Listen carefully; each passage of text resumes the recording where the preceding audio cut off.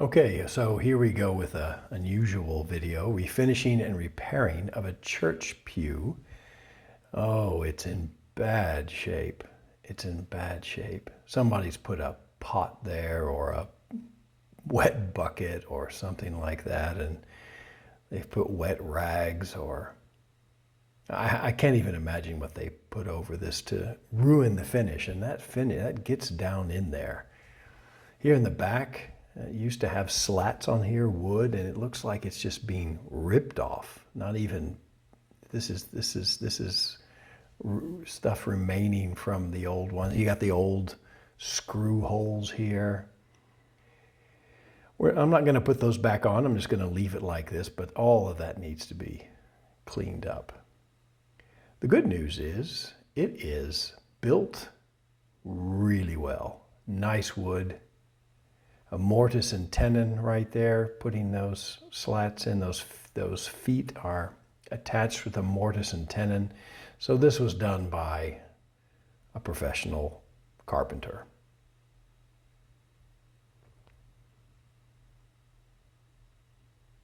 But it's got a lot of nicks and dings and places where it's about to split on the edges, and so there's a lot to do. And so we're going to start with, oh dear, somebody wrote some name and then something, let's just say we can't read it very well. Probably not something that should be in a church. Anyway, we'll get that off as well. So we're going to remove the finish and gunk and grime, and I'm going to use up the last of my paint remover here. It's not very good stuff. It's white, and sometimes it leaves white in the nooks and crannies, and that's not really what you want. I got a new one though, more environmentally friendly and all those good things. And I used that on a second go around with this, but you know, here it's coming off pretty well. You can still see some bits and pieces of the old finish on there, but all that's got to come off. All that's really damaged and in bad shape.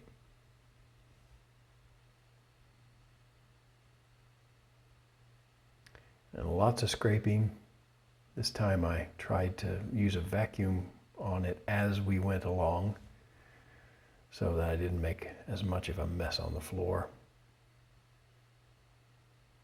And I always appreciate it when I have the foresight to do that. Otherwise, I'm stepping in the stuff and getting it stuck in my shoes.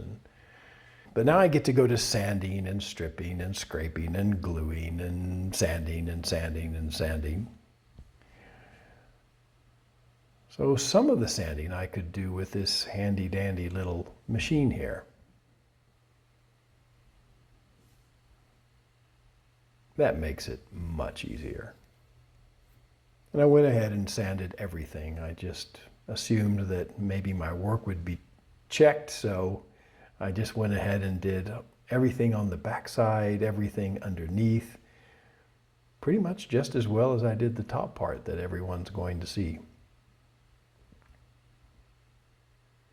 So here I'm getting out some of the paint remover, some of that white paint remover gets stuck in there. I just want to make sure it gets out. And then other detritus that's gotten in there. Here I've got a dentist's pick to pick out the stuff that gets into the little nooks and crannies, and so I hope I didn't traumatize anybody there. This bit here, I'm really going to sand it down, but I thought I'd try to repair it first, and then I'll sand it down as far as it needs to go. But this was just another board that was on the back of this thing, and somebody like took it off with a chisel or something. Anyway, here's a little slat here that I filled in some wood there. It was just an opening. It's just, just asking to get dirt or water in there and then, have some kind of rot. So I cleaned that up and glued a new piece of wood in. And here I go, trying to fill in all these little holes from the screws. And we'll just fill those in with normal wood filler. And then I'll come back, and after I put the Danish oil on there, you know, it'll bring the richness out in the wood, but of course the filler isn't the same color. And that needs to be colored in and masked and camouflaged. So the sanding here on that one really rough spot, it went well, but it was clear that there was another type of wood that I was sanding off. And of course I'm using a belt sander, which you've got to be really careful with that thing or you will take a huge divot out of your wood. And I was. And here we are removing the tape that I put around those holes. Just so I didn't get the wood putty everywhere. And that sands down very nicely. And you can see it's already looking, even with the finish off, it's even looking better.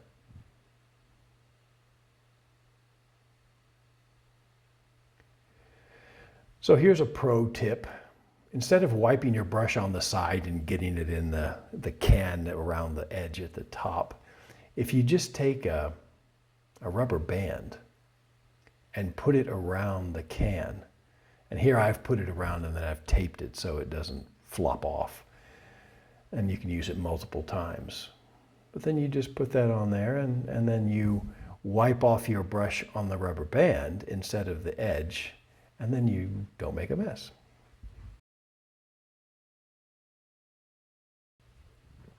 Here's a couple of divots that were taken out of the top, very visible. And so I'm going to use wood filler here.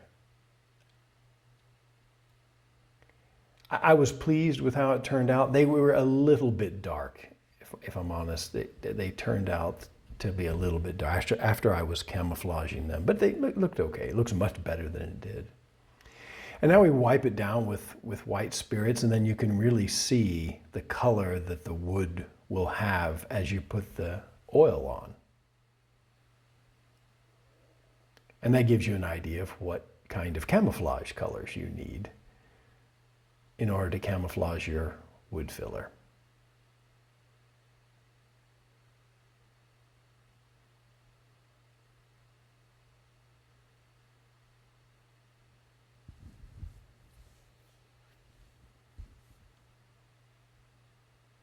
A little bit more last minute sanding here. This is just white spirits or turpentine. You put it on there and you can really see here how that rich brown that comes out really looks nice. So it gives you an idea what the color will be. And it cleans off all the extra gunk. It cleans it very well. It doesn't hurt the wood at all.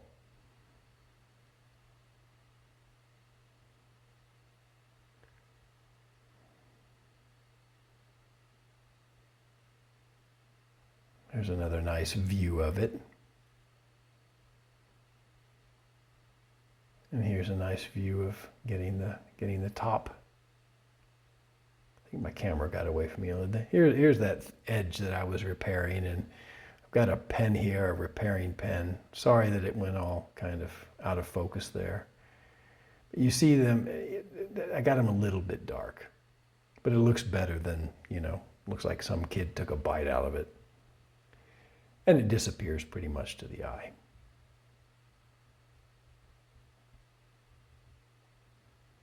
And here I am, all of those little screw holes. I'm just coloring the wood filler, getting it close to the right color.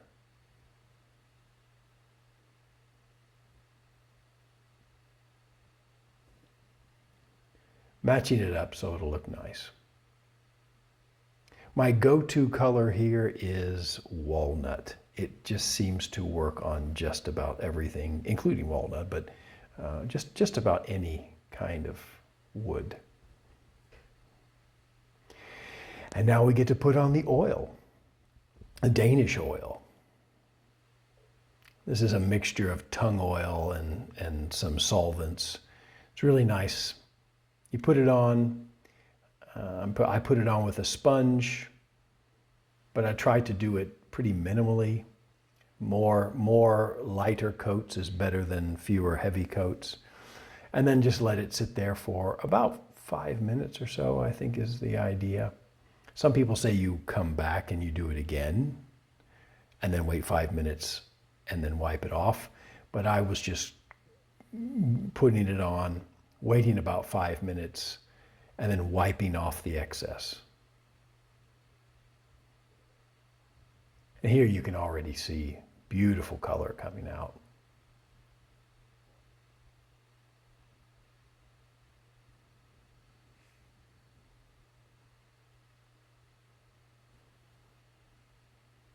And here I go wiping it off.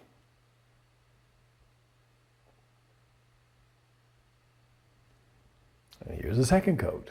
So I had to sand it. I sanded it in 80 grit and then 100 grit, 120 grit, and then 220 or 240 grit, something like that. So I sanded the whole thing 3 times. And now I'm going to go over it and sand it, or put on oil 3 times, three layers of oil. And between each of these, right now I've got some steel wool in my hand, so I'm going over it first with steel wool. So after it's dried for, usually I was waiting a day between coats. And yeah, there were some blemishes along the way and little bits and pieces sticking out, and I needed to go in and glue it down or put some putty, just little things along the way that you find.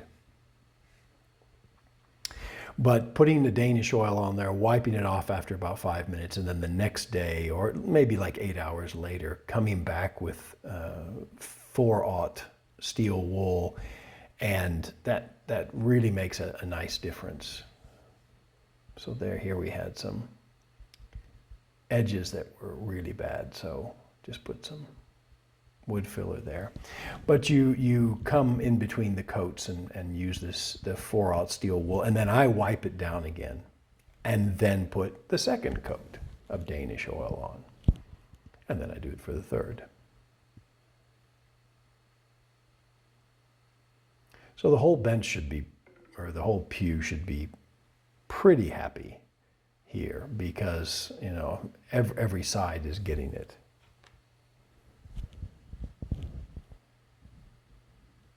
And again, it's showing a lovely color. Very nice wood.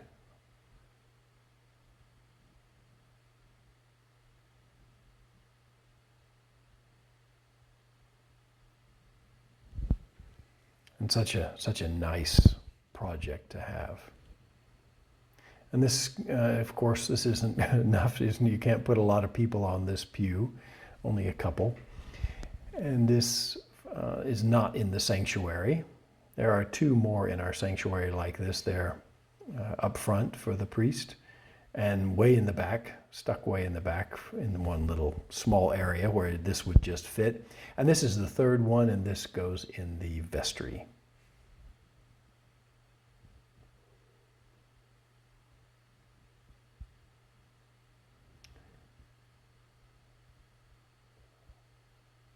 So here I'm wiping it down, just making sure that I haven't missed anything, that I don't have any runs or drips or anything like that.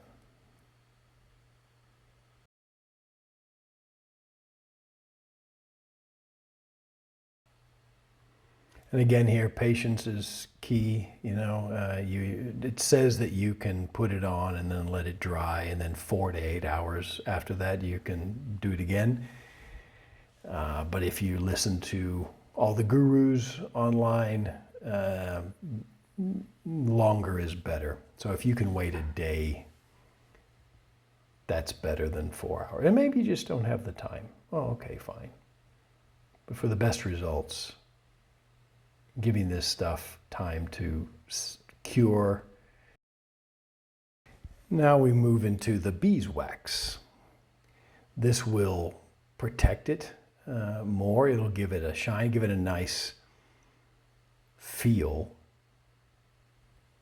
And I think it smells nice. It's not really a sweet smell or anything like that. It's a nice sort of fancy furniture smell. I don't know how to explain it.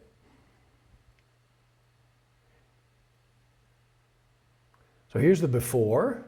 This is what it looked like before. These are in situ pictures I took. That's how it was looking in the vestry. And here's how it looked in my shop.